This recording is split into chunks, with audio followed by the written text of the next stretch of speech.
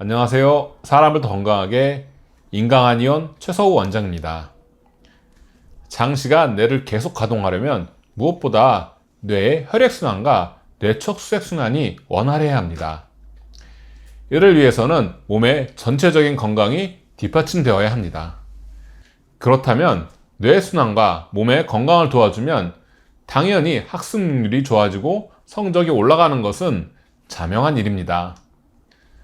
그래서 과거 제도가 있던 조선시대부터 건강과 뇌 기능을 향상시켜 공부를 잘하게 해주는 처방이 다양하게 존재했고, 양반 가문에서는 자제들에게 꼭 이러한 처방을 사용했습니다.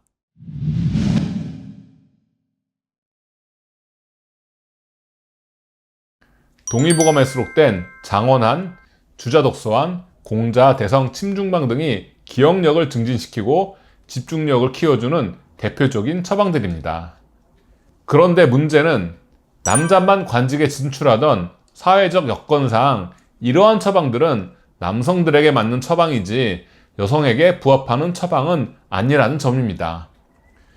사람의 체질을 분류하는 가장 기본적인 카테고리는 남과 여입니다. 엄연히 여성과 남성은 다른 생리적 특징이 있고 학습 능률 향상을 위한 총명탕 역시 이에 맞추어 구성되어야 합니다. 그렇다면 여학생들을 위한 총명탕은 어떻게 달라야 할까요? 또 어떤 기능을 해야 할까요? 학습 능력 증진과 건강 향상을 위한 총명탕 복용이 필요한 시기는 주로 중고등학생 때라고 할 수 있습니다. 그 시기 여학생들의 학습 능력을 높이기 위해 해결해야 할 문제 3가지를 말씀드리겠습니다. 첫 번째로, 여학생들은 혈이 항상 부족합니다. 뇌가 활발한 활동을 하면 영양과 산소를 대량으로 소비합니다. 영양과 산소는 혈액을 통해 공급됩니다. 문제는 월경 때문에 자궁으로 내려가야 하는 혈도 많이 필요하다는 점입니다. 부족한 혈을 가지고 머리를 많이 쓰게 되면 자궁의 혈류가 부족해지면서 생리통, 생리불순이 생깁니다.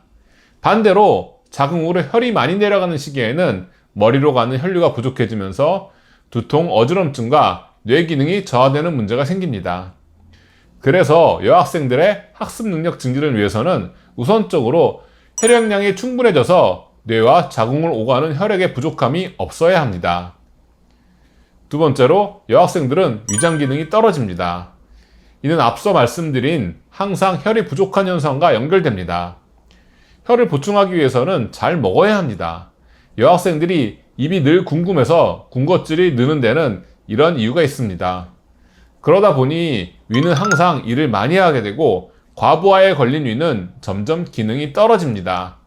그래서 여학생들의 총명탕을 처방할 때는 반드시 위장 기능 저하를 치료하는 약제를 가미해야 합니다.